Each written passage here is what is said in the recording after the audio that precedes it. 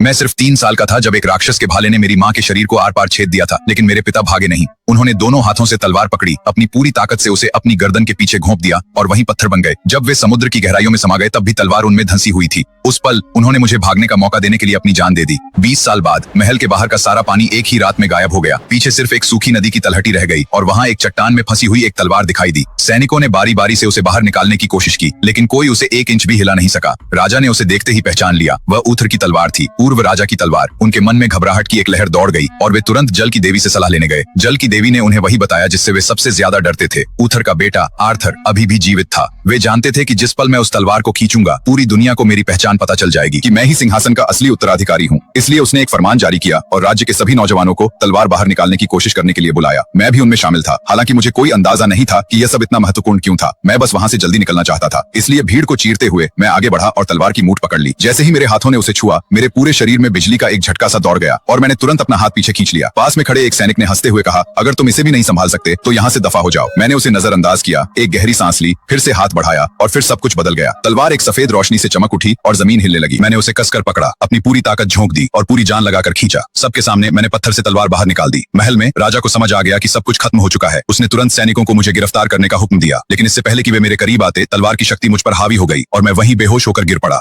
जब मुझे होश आया तो मैं सलाखों के पीछे था और एक आदमी हाथ में मुकुट लिए मेरे सामने बैठा था। ठीक उसी पल मैंने पहली बार अपने बारे में वो पूरा सच सुना, वो सच जो 20 सालों से दफन था।